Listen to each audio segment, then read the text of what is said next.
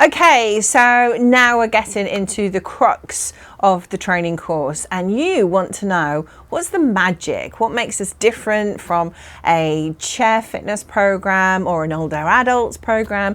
This is very targeted, and what we know and what we've learned over at least the last 10 years of teaching this week on week on week out in the community is that this has demonstrated time and time again that we are keeping people steady on their feet, and we've got all those testimonials and also evidence of how they have made improvements and not fallen.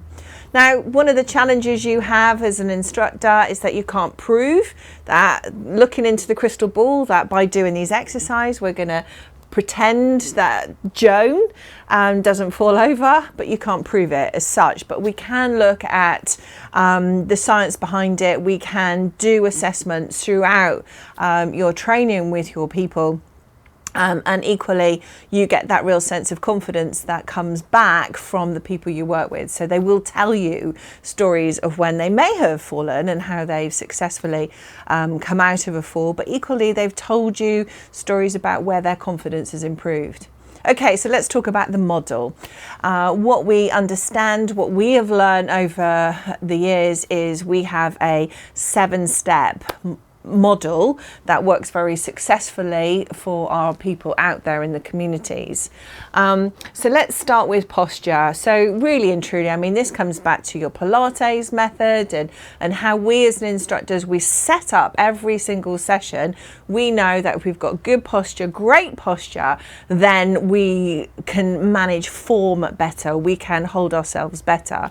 So many of our people, when they're older, they have a tendency to sit back in their chairs. So we're trying to encourage them to sit upright and hold themselves with their self-supporting spine. So posture prep is actually quite key, as many have simply forgotten how to hold themselves. Now we're dealing with an older person, so always come back into your mind's eye.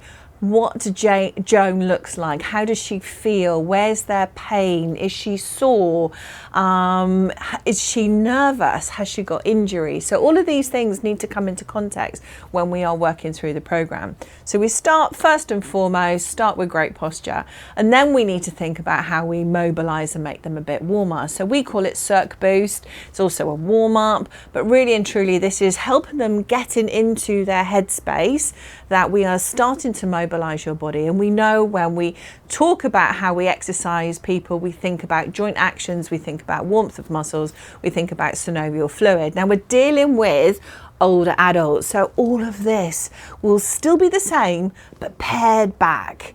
You'll have more time in delivery to exercise them and warm them if we start from great foundations. So take your time to mobilize joints, take your time to warm things up, particularly things like ankle movements, and ensuring their hips are nice and prepped for the session. Now you're going to ask about seated and standing work. We have yet to have a client that says they have gained no experience or improvements as a result of our sessions. Everything is important, and even if today's an off day, they will take forward a lot of that knowledge and they will start to apply that as they move forward. So the next thing we do after we've warmed them up, we offer to get people out of the chair, and now we talk about heart health. So irrespective of who you are, we still need to think about the cardiovascular system and cardiovascular fitness. So heart health work is really essential here.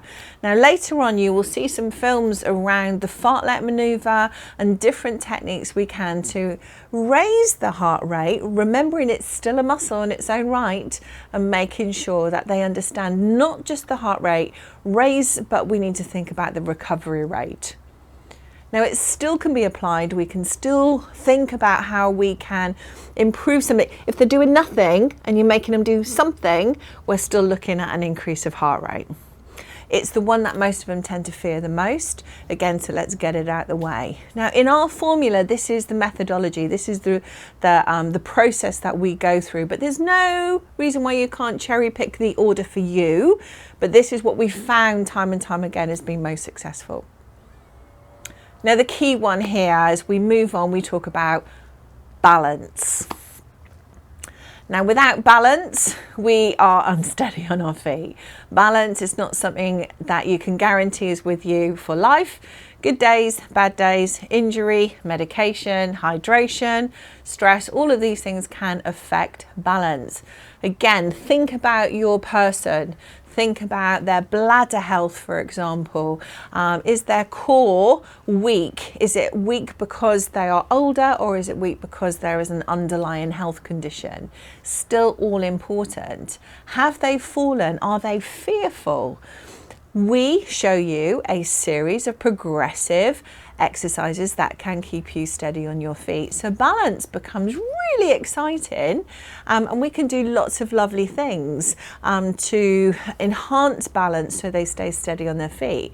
Now, and that involves being on one leg, that involves moving, and it all actually starts to resonate with them. So it may feel highly repetitive to you as an instructor, but to those people as users, it's marvelous. Keep reinforcing and layering that habit over and over and over again, and you will be surprised how quickly their balance increases. Okay, so key things here are, so far we've talked about heart health, we've talked about balance. Now we're going to move on and we are going to talk about bone health. So as we know, as exercise scientists, we talk about sarcopenia, the natural process of the aging journey. And this bit here is key to longevity. So it's all very well and good living well, but if you fall and your bones aren't strong enough, there's a good chance you could fracture, and the consequences of breaking bones when you're older is way more catastrophic than when you're younger. So we need to think about that and take that seriously. So strength training, and some of you will go, woo! Strength training, lifting weights is a great thing, but if she is an elderly lady, so think about your person. If she's an elderly lady and she has osteoporosis, maybe lifting bars is not quite right for her yet. It might be something that you could introduce, who knows?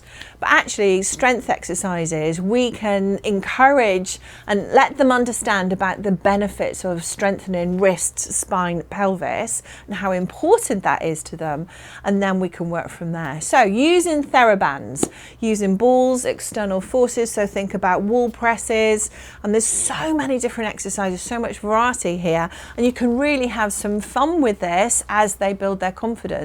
But absolutely essential part of the strength and balance program is strength. So we do give you plenty of resources here in the videos that are upcoming, and lots of ideas around it. And honestly, this is where you as instructors come into your own in terms of your own toolbox of skills and learning, what you can do to improve your client. Now remember, this is about them. This is not about you. So we've gone through the program now, and they might be a bit tired, so use all those senses. Think about how you're watching them. You know, are they okay? Are they breathless? Do they need to rest? So remember, this is really low level stuff, but it is intense for many of the people that are on your program. So now we think about flexing the body and flowing. So what we understand, we've had some fun with this over the years. If we tell them it's Tai Chi, it doesn't matter what it is, they'll do it. It's kind of Tai Chi is one of those things that every older adult knows it is really good for their health. So we've actually developed a flex and flow component, which is a combination of adapted Tai Chi, and we use some Pilates. It's ultimately putting your foot down before and settling your foot so you feel strength in that space. It does help with confidence, it helps with smoother movement, and again it becomes more dance-like for some because they really get into that Tai Chi formula. But flexing and moving and slow movement also helps them with their stress, because there is a point in this session where they might be feeling stressed because they're being pushed out of their comfort zones. So we need to think about what's going on.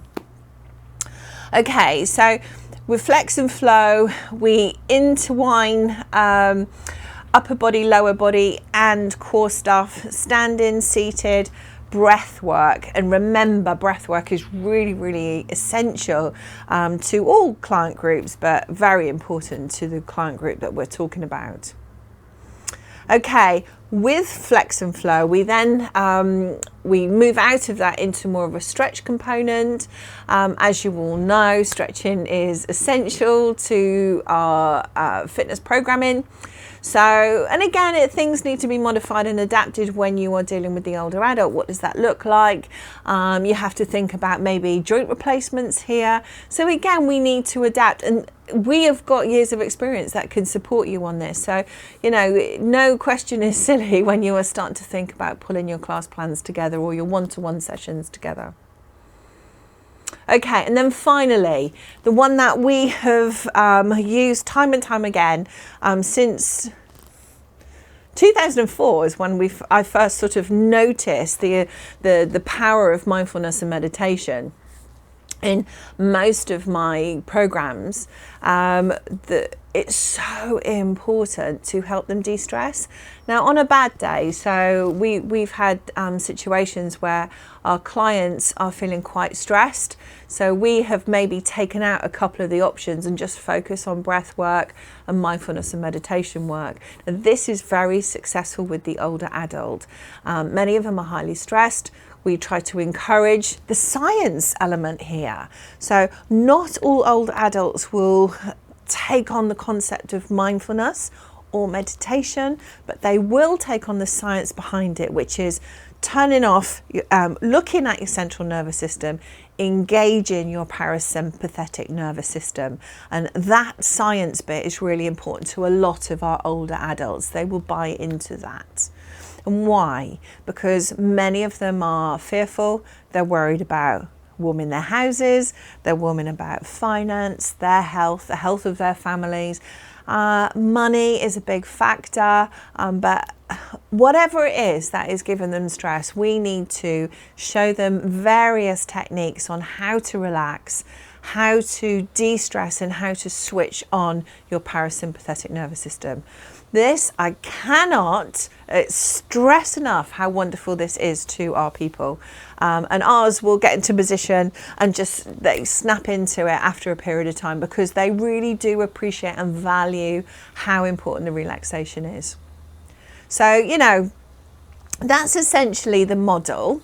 And that's pulling it together from the experience. I mean, we've got plenty of data that we're going to show you through the course. I hope this really helps you to start building in your head what your session plans are going to look like for your older adult. It's fun, it's lovely, they really see the benefit of it, and this really does help them stay steady on their feet. Okay, so that's the class format for Strength and Balance.